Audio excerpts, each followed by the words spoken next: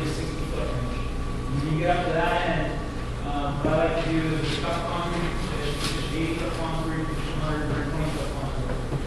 And there's a pinch point in between the reef and those two tentacles that depth stays anywhere from kind of 80 to 90 feet. And I will really drag up here in between that pinch point, between the reef and those two tentacles, and make a big hook. It comes back out here, and you're going to get back out 80 feet, 180 feet of water, so before you get back on your contour.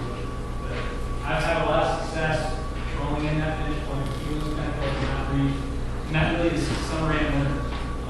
If you have bait at Point Thompson on the edge, don't leave it. It's a fish show.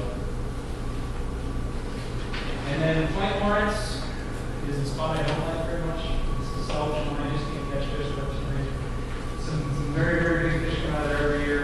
I like it, and Amy, one of you likes it on the second half. A big back eddy. We'll set up in here as it comes around the corner of Point Lawrence itself.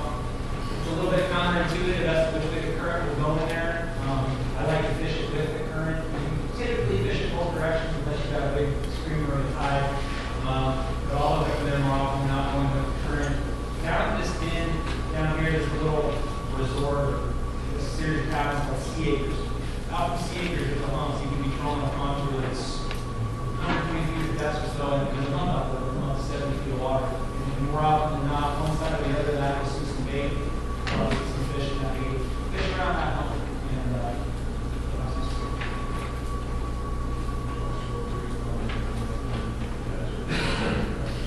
Yeah, it can be, that's a good point. The north end of it is there's another reef. I've lost a lot of gear there. It's a long river. It'll get you up there.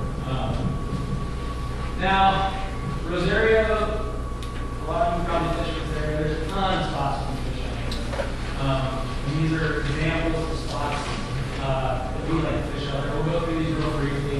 I think my favorite spot to fish in the islands, period, is Shark House. And I think that's both. Yeah, that's maybe we've had some success there, and it's generally a very good spot for big fish too. It's kind of, again, a little bit counterintuitive. You get a big edge going through there, and we've had occasions in derbies and not in derbies where you were literally in the pass, deep back in the pocket of the pass there, back there. You know, the current's going by you 3.5 miles an hour, and you're just sitting in one spot and feel like you should be playing the quick fish in a river or something like that. And you'll be in the middle of a huge fight and just stay kind of continue to travel in there when you're finder and the fish will show up. One thing I'd say is don't be afraid if you're fishing back in obstruction pass and you're not parking with the weeds or you're not hooking up.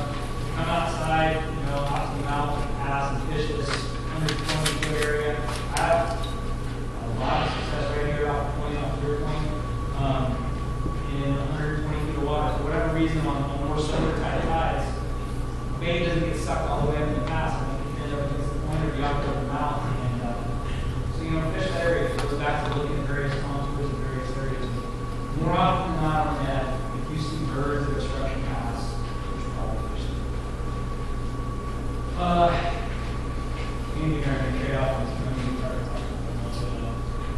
Let's see, Eagle Bluff. I think pretty much everybody's familiar with Eagle Bluff. Eagle Bluff is a good example of where if you have more of a cruiser type vessel, you can duck yourself right up next to the bluff with some of the rocks there on the edge. And throw down a dart or leash, and some people who go out there and leash and are actually pretty successful. So that would be a good spot for you to think about. Right up here, it's on the northern end of the typhoon.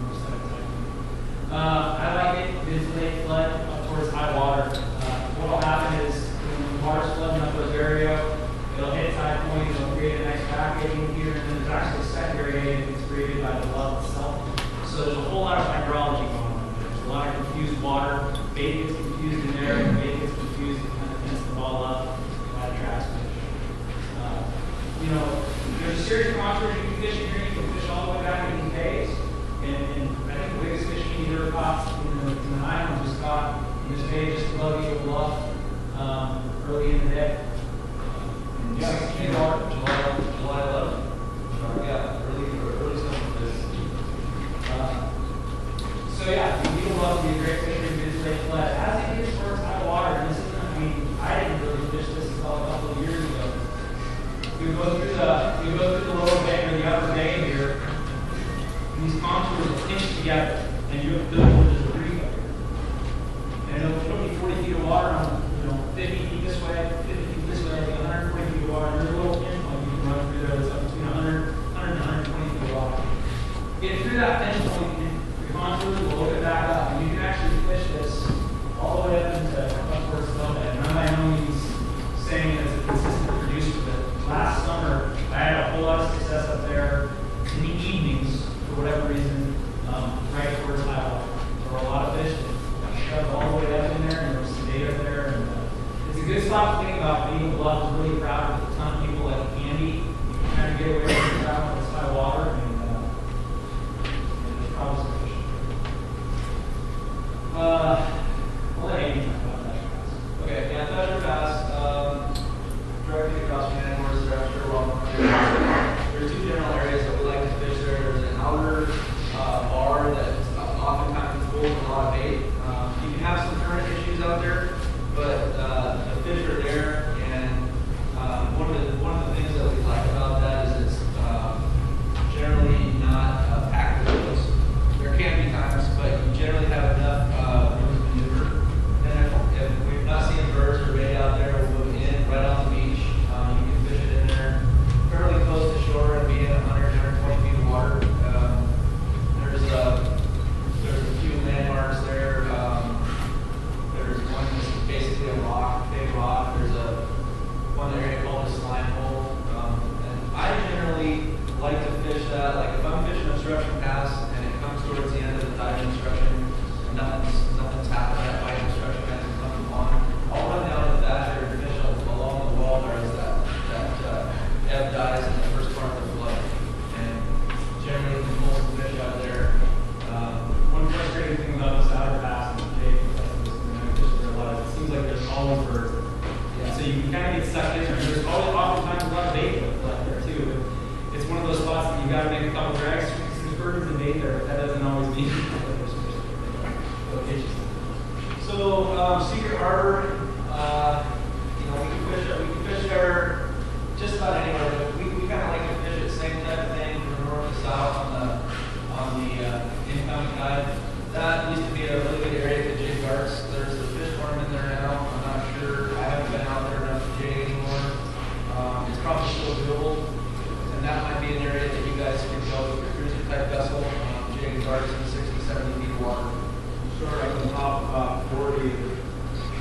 Is that normal fish pulling on that? Just the That's going to be careful you don't get it too close to the anchor so that you Yeah. can. Yeah.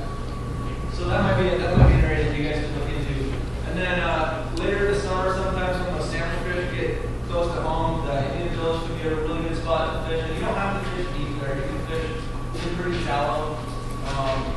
In fact, I've learned from Jay that you can fish inside the buoy land there, which is pretty interesting. And so, the buoy land is, 40 feet of water?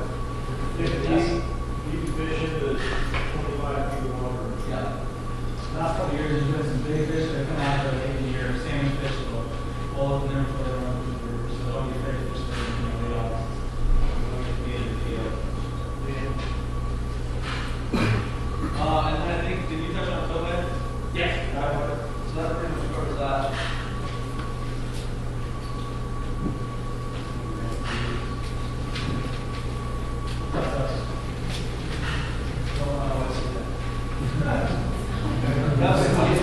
We tend to have a lot of fun, and so this was some pictures that we kind of created and just Photoshop. Yeah. Was that a waterkeeper? Both of them were. Mike's.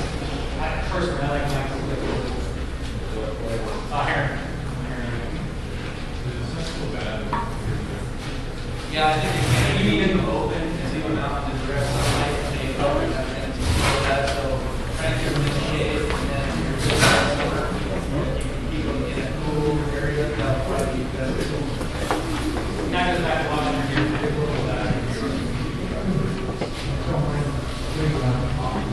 Yeah, that's what I do too. Yeah. So let's give these guys a big hand.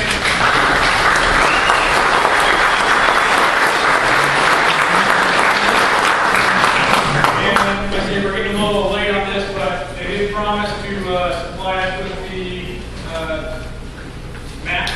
Yeah. And we'll go ahead and put those up on our website.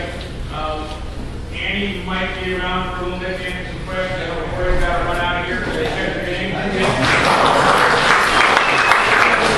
And real quick, we want to give away anything.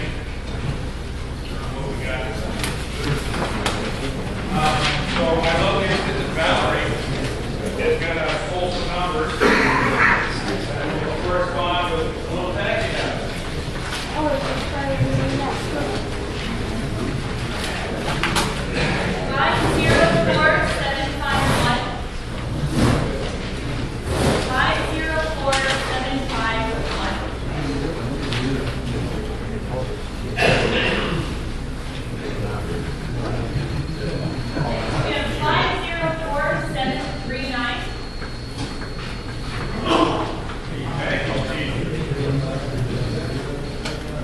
He did.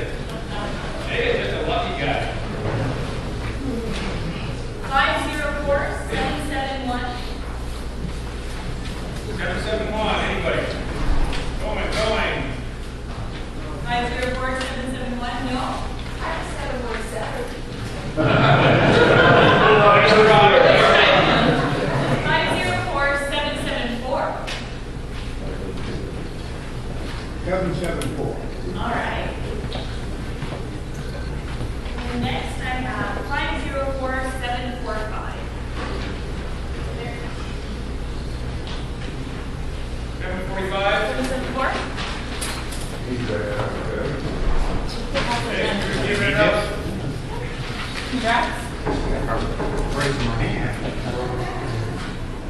How about 814?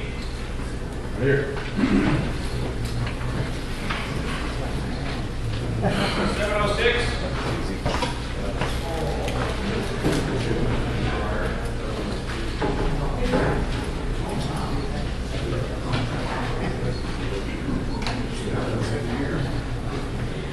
701.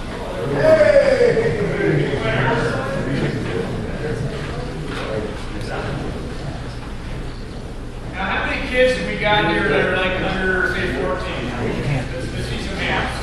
Come on, nice try. I got one hand. Tell you what, all the kids that are under 14, come on. Now, one thing I want to let everybody know too is, now all these derbies, PSA derbies, one Jay does, one Fred does, the local stuff, they really go out of their way to get kids out there, get them coming back. So I want these kids to come back and keep fishing. Wow.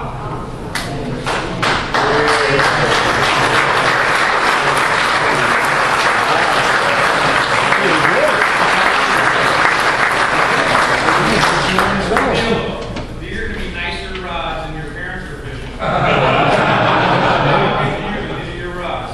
Okay? 6'6", those are $150 rods right there.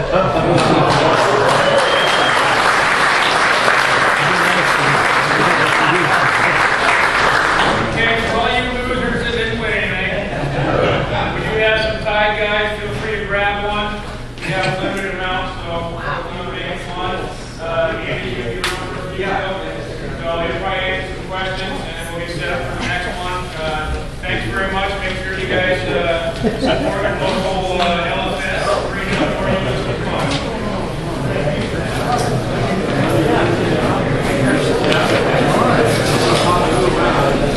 Yeah, I'll go there.